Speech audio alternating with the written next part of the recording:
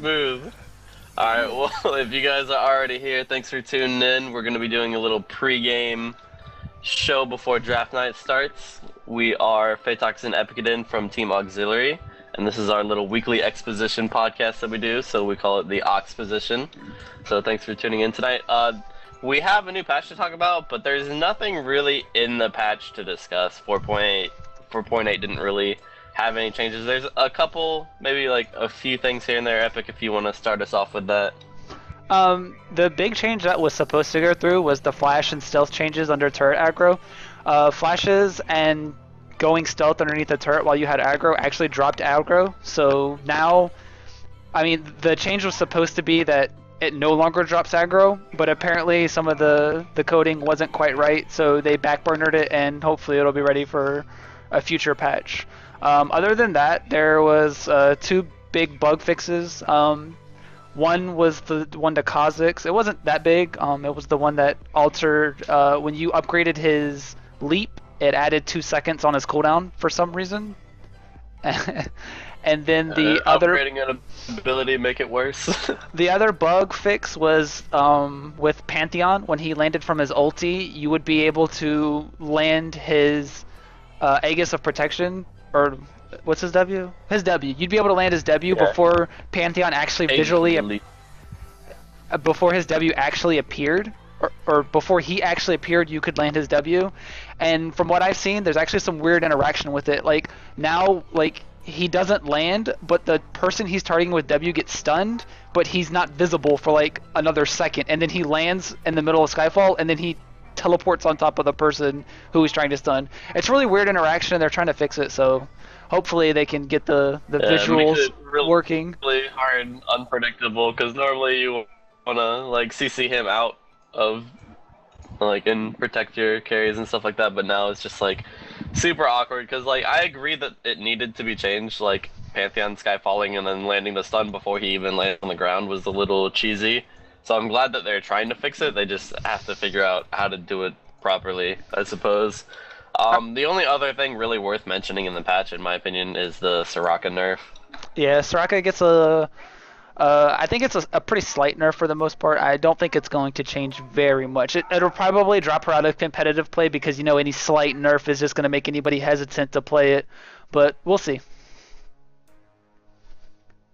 Yeah, well, it was a nerf to her damage, but a buff to her utility. So maybe support Soraka increased pick, mid Soraka decreased pick rate. Because what they did is they nerfed the damage on Q, but then they made it to where they increased Q has the mechanic to where if it hits, your heal comes off cooldown faster, and now that percentage is higher than it used to be, but the base damage is lower. So it's just a little change there. Moving on from that, we have now gotten into the first few games of the NA LCS Week 1, so I'm sure all of you guys participating in the Fantasy League have noticed who so far the high scores have been. Epic, you want to elaborate a little? Yeah, Fantasy is it's creating a lot of hype right now. I think that honestly the cool thing about it is it's allowing people, like I know for me personally, I didn't like watching EU LCS. It just wasn't something that I liked watching. But now that I have EU players, like I'm like, man, I gotta watch EU LCS. I gotta see how my players are getting points. So, other than that, there's still 2 more days in the NA LCS. Quite a big, there's quite a few players who are standing out above, but just keep in mind that that's going to change from depending on week to week what their matchups are. Right. Like this week, even in the first game, Shifter earned over 50 points, but that was Dignitas versus Complexity. Next week, when Dignitas has some tougher competition to go up against, he may not score so high. Right.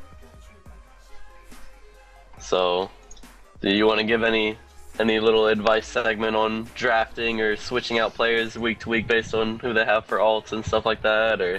Yeah, the big thing that seems to be important is for you to keep an eye on the schedule of the players that you're going to be picking up and which teams are doing well and which ones aren't. Like nothing's going to be 100% because any team can show up stronger one day and have another team's number on a different day.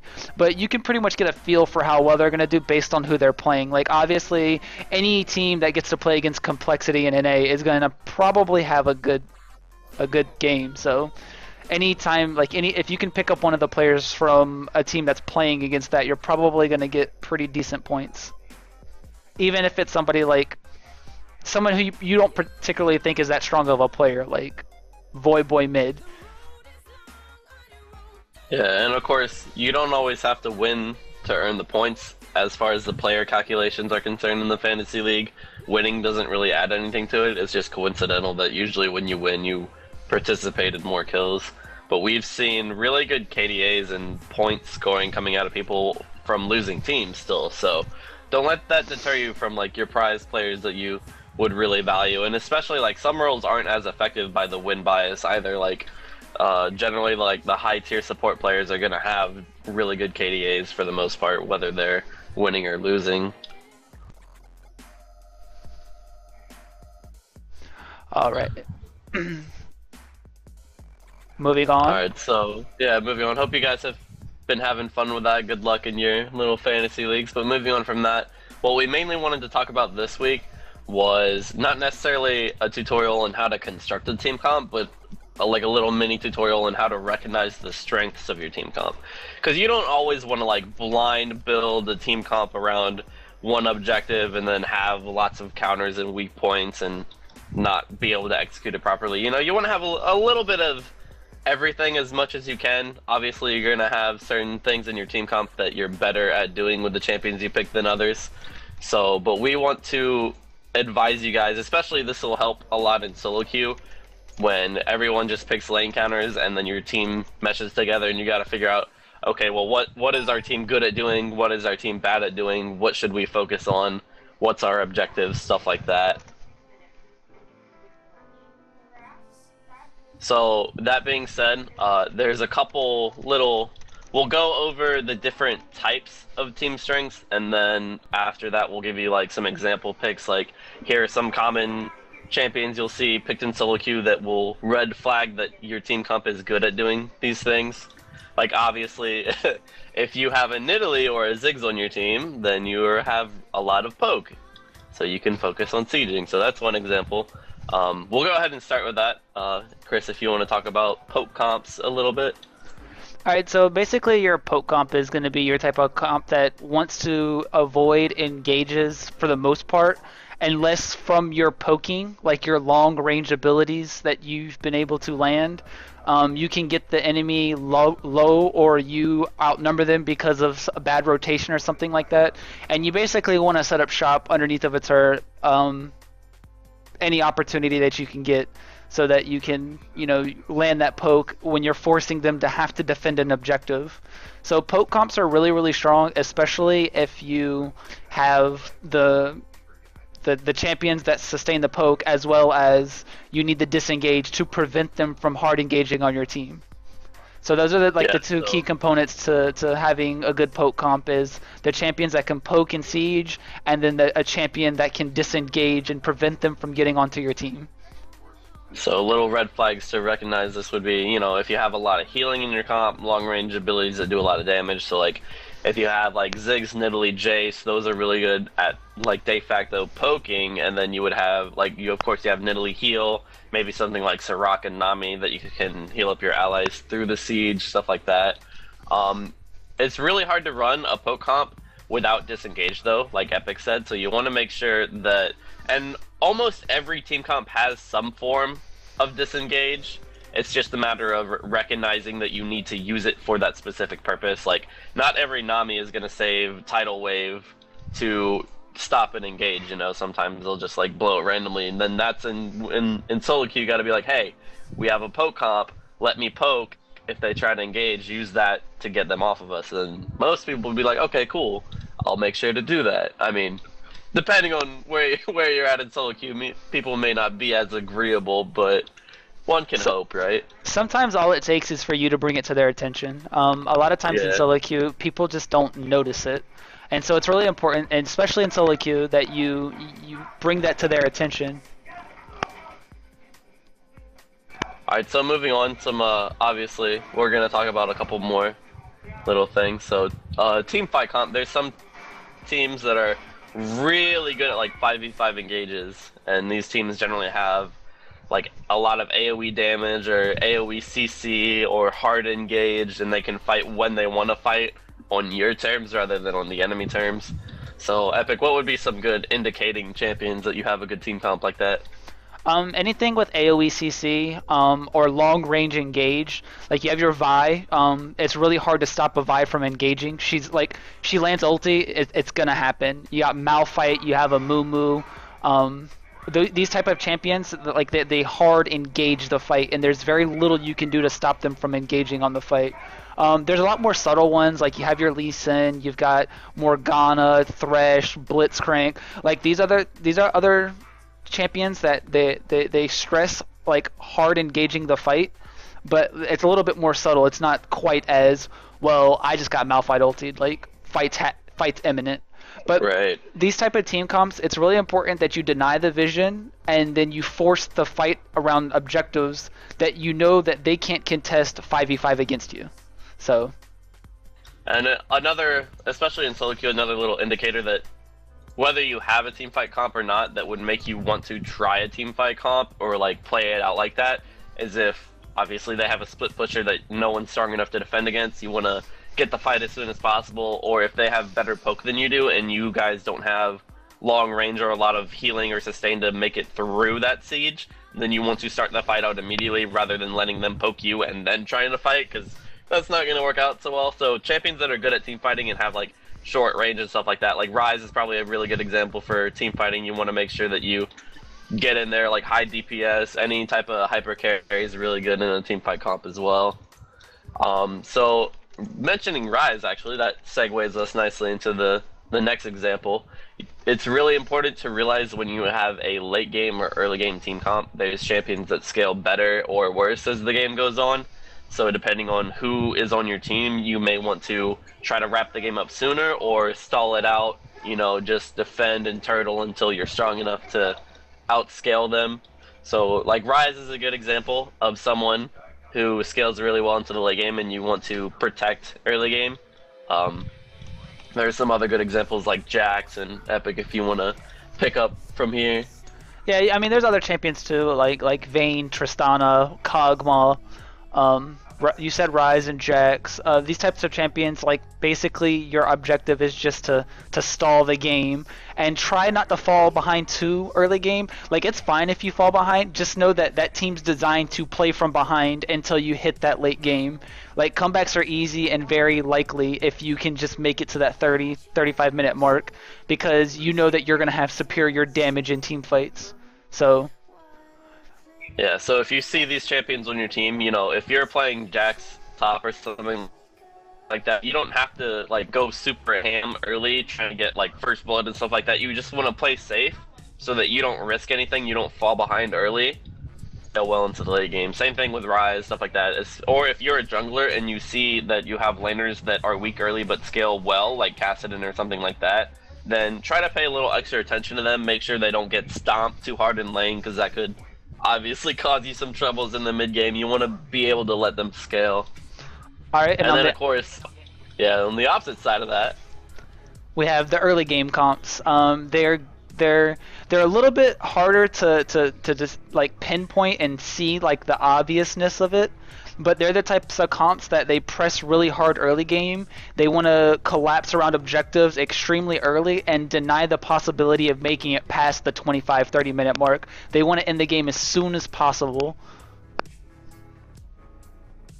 And the types of champions that you would probably notice in comps like this are Lee Sin, Caitlyn, Ziggs, Renekton, the champions that are particularly favored early and mid game and fall off towards the end game, especially when you know they don't have the damage or the steroids or the utility that, let's say, just the enemy team has for late game team fights, and you know that you need to end the game before they can make it to that level. Yeah, so say for example you got like a Renekton top versus someone who scales better like Mundo or Shyvana. You have Caitlyn bottom, at least in jungle. You know, that would be a pretty good indicator that hey, let's try to shove our early advantages and wrap up this game quickly. We don't want to dick around in their base deciding to go for kills instead of ending. If you get the advantage, you want to keep rolling with it and keep the pressure up and end the game as soon as possible because they will outscale you. And don't remember, like, and please remember about a comp like that. Like the purpose of that comp is to get the early game advantage and snowball that advantage. You can win with that comp at 35, 40 minutes against those other teams if you snowball that advantage into that 15,000, 20,000 gold lead. But realize that at that moment you've got it in the game, because the further that the game goes on past that point, the late game champions are just going to close the gap between gold because you have so much gold you don't know what to spend it with. And moving from that, we're going to go into the final type of team comp you have, which is the split push. Phaetox? So a lot of people will try to make split push comps where they don't exist in solo queue, or they'll have a good split push comp and not utilize it. So like it goes both ways, and for some reason it's just really hard to recognize split push comps, and it's not as popular as it used to be because of course near the end of last season we had like the assassins who were really good at 1v1 and they were good duelists and they could go split push like Zed and Ari and Fizz and stuff like that. Now it's mainly the top laner who we're having as split pushers, whether it's Jax or just anyone running teleport works pretty well. But a lot of people in solo queue will come out of top too early or too late, just depending on what's going on the map. A lot of people are still hesitant to run that teleport in solo queue. A lot of people will run Ignite just for the dueling potential because they don't want to get beat 1v1 in lane. But if you have teleport, you can really abuse that. It's incredibly hard for people in solo queue to work together as a team and defend against a split push. It really disrupts their momentum. So you can push like side lanes really hard, and but it's really important that you keep vision up, right? Because you don't want to get caught split pushing. So like the key component is making sure that you can have vision control, you can roam out easily, and that you're a good duelist and can 1v1 anyone they send to defend you. So say you have like a Jax top lane, right? And he's not always the strongest champion early. There's good champions that can pretty dumpster him early, like Renekton, and Malphite can hold his own too with the buffs recently and stuff like that. So if you're a jungler, you're a mid, you may want to like roam a little early, get him snowballing, and then divert the pressure completely away from his lane to make sure that no one can go disrupt him and get him out of his rhythm. You want to apply a lot of pressure to like the dragon area. You want to keep the early towers rolling in mid and bottom, then just let Jax farm up, and then once he's stronger and can 1v1 anyone on their team, what you really want to do is like 4-man push one lane or do a 1-3-1 split, keep the pressure split. Don't let them go group to defend him, because we even see this mistake in LCS. People will have that lapse in pressure where they don't coordinate backing with each other, or they'll say, oh, you know, I'm sitting on this amount of gold, I need to back, and it's like, well, our top laner is splitting right now with a big wave, and he could get the tower if you just stay, and like, we don't have to fight, we just have to make sure that we don't get engaged on, but we keep the pressure up and keep their attention here. Because if you back, even if we're left like 3-man pushing mid, that's not enough pressure to hold them, and they're going to send someone to like collapse, and then you lose a lot of pressure. Epic, anything you want to really elaborate with that? You pretty much hit everything. It's just really important that you force the pressure and opposite ends of the map, so the chances of them being able to collapse on either one of your pushing lanes highly unlikely. Yeah, and it's really hard for people in like especially in solo queue. Like you can obviously split pushing works great in pre-mates because you have better communication as a team, and you can coordinate when the pressure is up and when you're relieving pressure so that the splitter never gets caught. But in solo queue, it's really hard for people to communicate to defend against it. Like they will waste so much time just going to clear minions in a side lane that no one's even pushing. You can get a lot of free objectives off of it. So like it can be really hard to do, like to convince your teammates to do this. Because especially if your split pusher's the one who's not agreeing to split push, saying if you're like, dude, you can 1v1 anyone on their team, you're stronger, just go push a side lane, you have teleport, we'll keep wards up, tell you into the fight if you need to, and we'll tell you when to back off. And you know, sometimes they're like, okay, let me go split push, and then they don't back off. But so if you can communicate as best as you can and get that rolling, it's really effective. There's some key champions that are still getting a lot of play. If we want to talk about little red flag indicators that you can do, this Jax, obviously the main one we've been talking about. Shyvana can work too. Even something like Zed is still getting a lot of play. There's a couple assassins still getting played mid that can work as split pushes as well, just because they're good duelists. But moving on from that, Epic, if you want to segue us into our next little mini topic that we have in the 5 minutes we have left here. The only thing that I'd like to bring up is that when you're constructing these team comps, it's important that you have a nice balance, or you have enough of the one thing to make your comp work. So we're going to talk about the couple things that are essential to team comps in general, and you should be able to spot the type of champion that fills this, building block for making the team comp. So the first thing to bring up is to make sure that your team comp has a nice mixture of AD and AP. You see it a little bit more like as of recently as teams going like 4 AD. It's really important that you get AP on your team because it makes it a lot harder for the enemy team to itemize against the damage that your team's doing.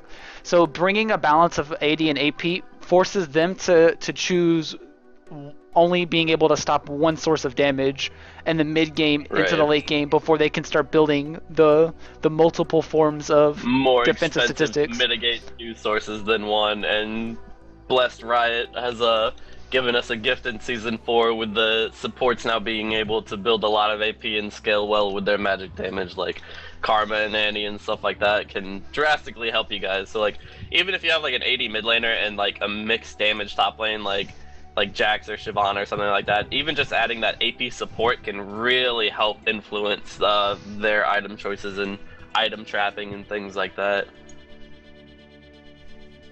So, but you want a little bit of everything, so it's good to have a little bit of disengage, a little bit of engage, and like you can have any mix of any of these things. You just have to be able to recognize what you have in your team comp and how to utilize that in your playstyle. So like, range poke and harass is good, engage is good, disengage is good. You have ranged AoE wave clears. Wave clear is so important.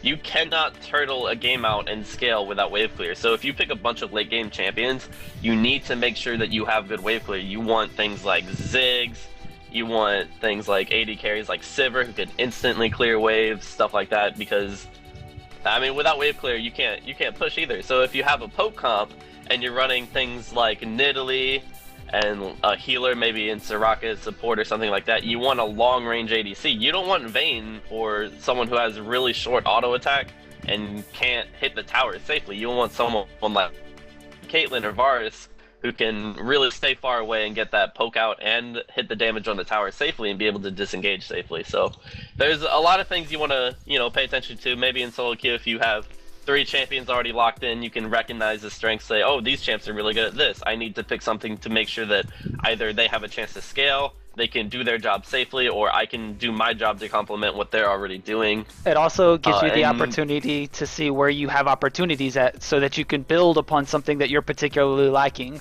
which is really important in solo queue, is being able to see what's already drafted on your team and be like, okay, well, this is what we need to make a nice, complete roster.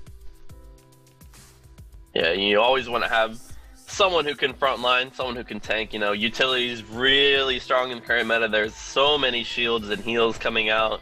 Not even just supports. There's a lot of mid utilities getting played, like Lulu, Orianna, stuff like that. So, but overall, that's pretty much it for constructing a team comp. Make sure you have a little bit of all of that, or you double down on one particular building block and be exceptional at that, and make sure you recognize that and you're able to use that and utilize that in the game to be able to push to victory. Yeah, so, but that'll pretty much, we got like 1 minute to wrap it up here before we gotta start the draft night up. We've had a lot of requests on the Facebook group and in comment sections and stuff like that asking for some jungle advice and jungle segments, so next week we'll do little tutorials on jungle routes, strong jungle picks in the current meta, some build itemizations that you can do, stuff like that. I've actually just got it in. We're actually going to be able to go a little bit longer.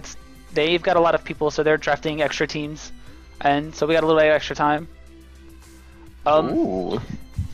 Is there any particular topics anybody who's watching right now wants to bring up that we can talk about? Yeah, or we can just do a little Q&A section too if you guys have any questions you wanna voice out or have us talk about. What else do we have here? Cause I want to talk about jungle stuff, but that's a really deep topic and we can't get into it in the last couple of minutes. Cause if they finish in like 5, we won't have enough time. Right. I mean, we can just elaborate a little more. Maybe talk about pre-made team comp stuff rather than solo queue. Cause we mentioned a lot about solo. Talk about Rammus. Okay. Deca says. Okay. Yeah. Oh. Okay. Okay. I mean, Rammus is pretty. He's pretty niche right now. Yeah, the niche is probably the best word. But it falls off. He's risky. Oh yeah. Okay. New trinkets. I like that. So you can now place your trinkets at 30 seconds in. I think it is. Right. 30 seconds. It's 30 seconds. Yeah. So. That is wonderful, and we saw a lot of that recently in the LoL Masters set that got played in the LCS games that just started this up week. We've seen a lot of early invades to get those early vision wards down. So people, now that they can place their trinket, they'll go in and then they'll put that little trinket in the dip in like the top lane or bot lane to see where they're sending their duo so that they can get their 1v2 lane matchups they want. Because if you want a 1v2 and you plan your comp out for it and you like mispredict and you send them to the wrong lane, it can spell disaster. So like the early trinkets have helped a lot with that, with guaranteeing that you get the lane matchups that you want, stopping invades or invading early and getting that vision down to make sure that you invade safely. And people in solo queue have not been using it at all. You got my biggest advice would be to, when you go into solo queue, make sure you get that early trinket ward down so you can cover one area of the jungle invade and then go actually stand in another, stuff like that. A lot of usage, as we've seen it in LCS over the past couple of days, is what they've been doing is they've been timing their invades so that they can get in literally right before the buff happens, like a 4-man invade, because most mid laners are going to meet mid lane as the minions meet. So they've been doing like 4v4 invades, and they'll like use the ward coverage to protect the invade against their buffs, and then they'll invade the enemy buff with 4-man, and just in case if they actually run into something, and they can kind of get the vision and predict and see where the enemy team is going. About Scrying Orb, it's actually a really good item, but it doesn't become a good item until the way the vision works in the game changes throughout the game. So early game, you pretty much have everybody getting the sights. What's it called? Trinket or totem of sight, something like that. You have everyone getting the ward. You have everyone getting the ward, because vision in the first 5 to 10 minutes is extremely imperative. And then at like 10 minutes, you start having your lanes swap to sweepers, because now you have your support with Sightstone and you have your other players with getting wards and pink wards and stuff like that. That the actual having the vision becomes less important, and actually you start to deny vision becomes more important. So, right, so early game, you want to be safe, get your trinket wards up, and then going into the mid game, you have like jungle, and then once anyone buys Sightstone, they obviously swap to sweeper, and then you start progressively warding your vision, and then denying the enemy vision, and then coming into late game, you occasionally have it to where, the range on the trinket ward's not that long, and it's not always safe to say, oh, this bush might be dangerous, so I'm just gonna walk away, like just close enough to it in order to drop a ward in it. That can that can equal you getting caught and you losing the game. So that's around the time that people start swapping. Anyone who hasn't already swapped to sweep raid their warding totem for the scrying orb, like super late game, and then they'll use that to scout areas as you move into it, and it really helps your team press in together safely, or set up picks and stuff like that, or just, you know, defend objectives as you're going in for them. So Scrying Orb does have its uses, especially making it too late game. The thing about Scrying Orb on Nocturne is, for the most part, early game, you're probably going to be ulting into lanes, which you're already going to have vision on anyway, and your ulti range isn't very long.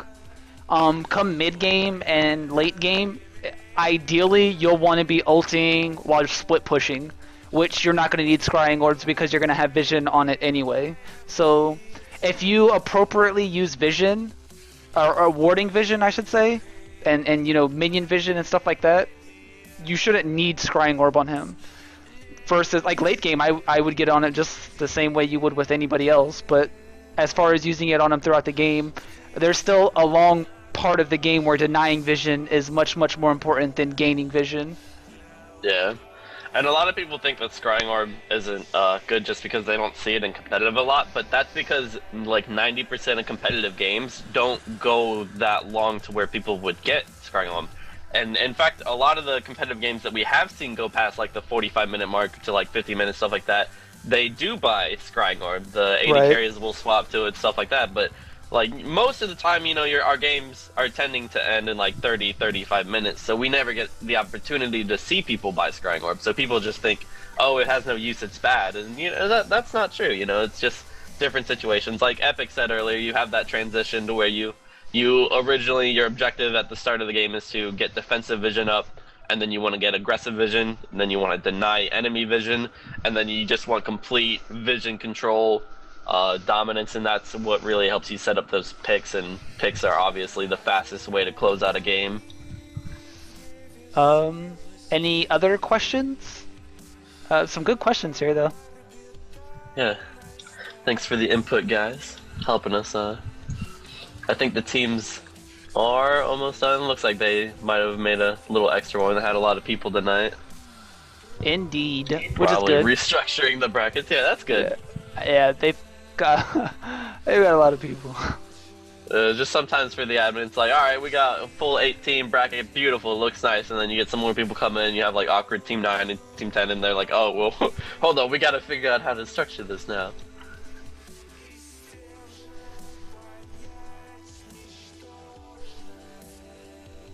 Danny wants the young shout out, Chris. I don't know if you're gonna give it to her. I'm not. Oh.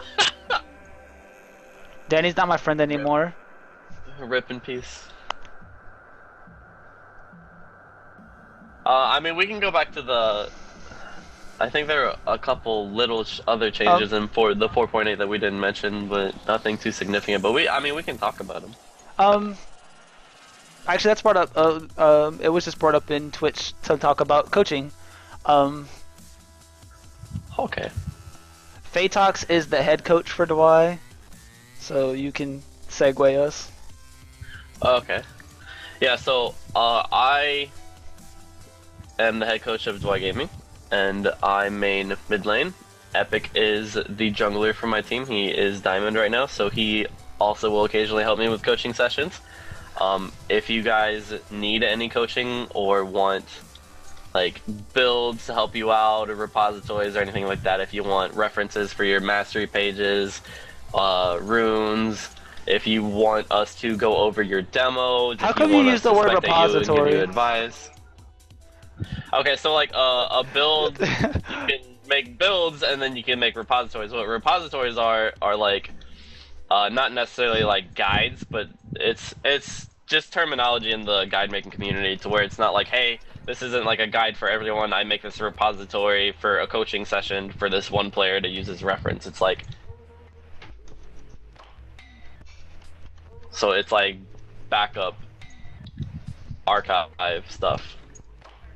I probably should have just used like layman's terms, my bad.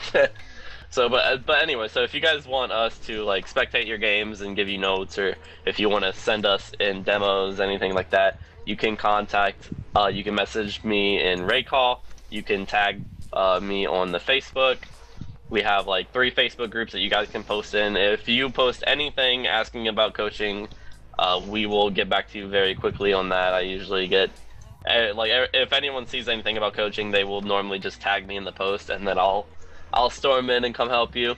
You can also go to the dwigaming.com website. We have a coaching section on there where you can post for your region the role that you need coaching for, or if you want specific champions that you want to get coached on, that can help get you more specific coaches, stuff like that. We do have a lot of people who do coaching here. We have me, we have Epic, there's some people who volunteer on the forums. We have a lot of people in OCE who actually will just volunteer very quickly if you guys just post on the forums. It gets answered surprisingly quick. So yeah. And we're gonna have we're gonna start doing like little event days, kind of like how, you know, every Friday we do a draft night. We used to have like game nights every Wednesday, stuff like that. We're gonna do. We're starting a program in combination with the LOL RVA, which is the Richmond, Virginia area. I was talking to Franklin a little bit, but we haven't gotten into too much detail about the No Bronze Left Behind program. So where we're gonna have a day where anyone who comes in raid call can get free coaching. You just come in and we'll say, hey, on this day, we're all going to have all of our coaches in raid call, so just come in whenever you want, and we'll set you up with a coach and get you guys grinding out. So no bronze left behind. That's the new slogan. We want to help bring every DWI member out of bronze, one at a time. The dream. And the first step of admitting you have a problem, the first step is admitting you have a problem.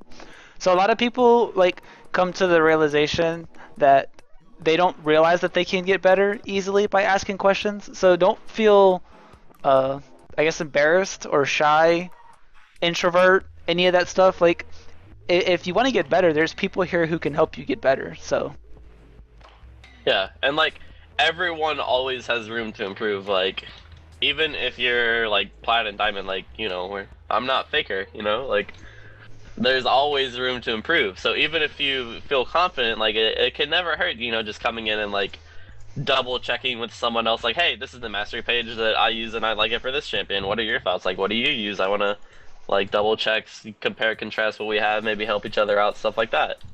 So like you don't have to be bronze 5 in order to want coaching. Like, you can be a gold 1 and just come and say, hey, you know, this is the stuff I use, and then Epic can be like, oh, well, you can improve your clear time if you run this rune page instead of this, or if you swap like these 3 points in your mastery page out for these 3 points, something like that. So like there's a lot of little areas that the League community as a whole doesn't always agree on or recognize or broadcast to other people that they found out. Like a lot of for example, a lot of the high elo Nidalee solo queue players like Airtom and Bishu and people like that have been running really interesting rune pages, and most of them all run different rune pages. So it's not like there's like one right way or one wrong way. There's just like, you can always optimize it a little better based on what you want to do. And like those differences, like Bishu starts Dorn's Ring, so he goes AD Quince, and then Airtom starts Dorn's Blade for Nidalee mid, so he has like 4 flat AP glyphs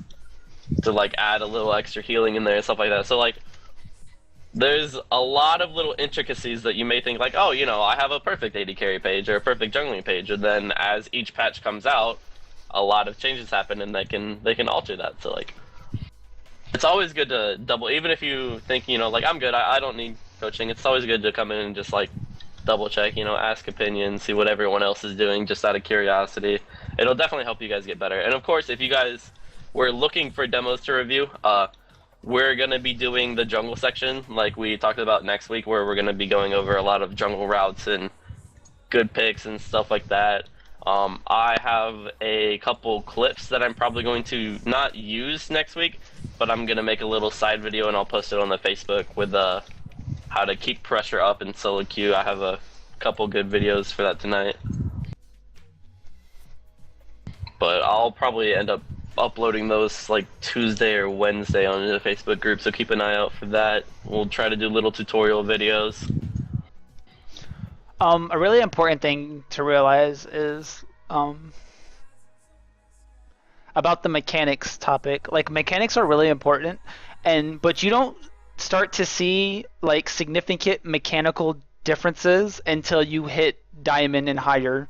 Like, most of your players before that, like, mechanically, like, there's not a vast difference between the two.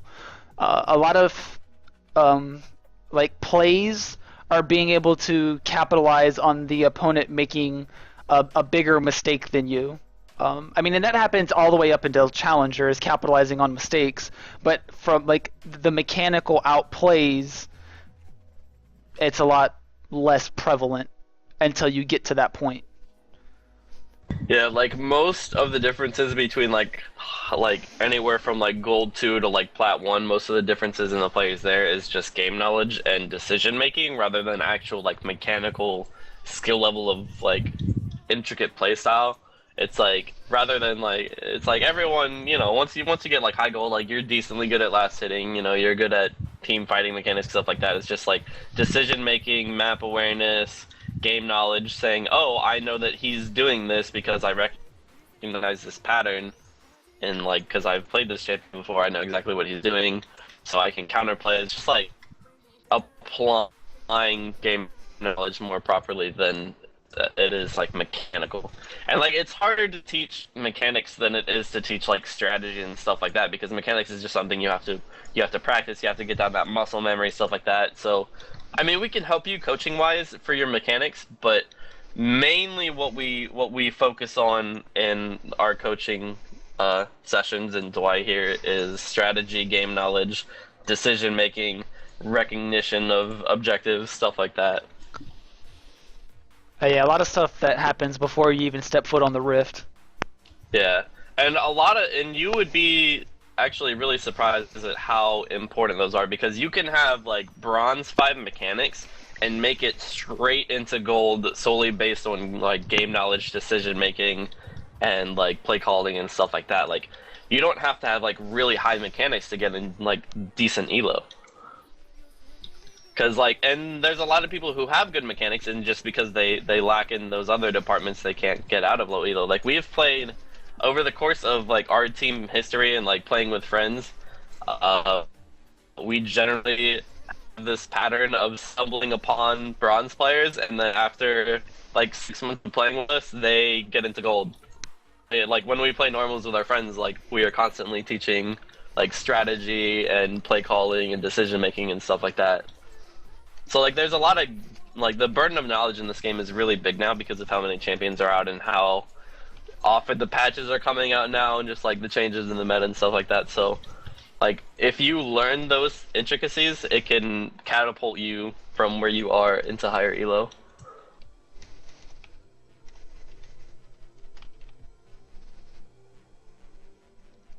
Yeah, there should be a team bracket as soon as they are done drafting the teams. They will have a bracket up for you guys. They usually use the little challenge links. Also, I was like Chalong. Yeah, Chalong. I think it's just challenge, but like with an O. I don't know. Challenge. But they will broadcast that in the raid call, so keep an eye out on your raid call screen, because the link for the bracket will come up in a broadcast, and then I think it actually goes away if you don't pay attention, but so they should be just about done drafting the team, so we're gonna go ahead and try to wrap it up here. They actually just added 2 more extension teams. The drafting never ends. So troll.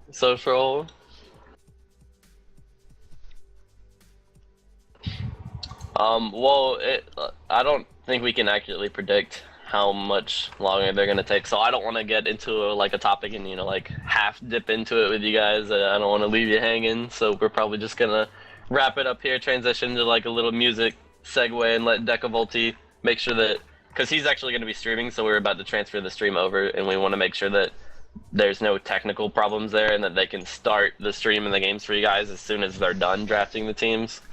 So we gotta leave a little bit of room for, technical difficulties arising and stuff like that. We want to be safe. Or else, all of our viewers are just gonna vanish instantly. But if you're interested in like Phaetox said, we've been getting a lot of people wanting a jungle segment. We'll be doing as in depth as time slot will allow us next week, talking about jungle and jungling in 4.8. So if you're interested in learning a thing or two about jungle, in its entirety, go ahead and tune in next week, 8:30 EST, right before the Dwy draft night starts, and we will be going over the jungle stuff. Alright, well, thanks for tuning in, guys. I'm Phaetox, and I was joined tonight by Epicadin. This was our AUXposition. We do this every week. It's a little exposition podcast we do from our ranked team. If you guys have any suggested topics that you want for future broadcasts, just tag us in the Facebook pages, anywhere in the Dwy sections, message us on Raycall, message us in League, anything like that. Give us suggestions of what you guys are interested in hearing about. Like Epic said, next week we're going to be focusing on jungle stuff, and then past that, for the week after that, it's pretty open. So if you guys want to send in your demos and have them reviewed, or have advice or do little coaching sessions, or have suggestions for future podcasts, just message us, let us know. And we're going to go ahead and transition over to letting Jeremy Decavolti, the fossil CEO of Dwy, take over. Make sure the stream's running smoothly and get you guys started with draft night.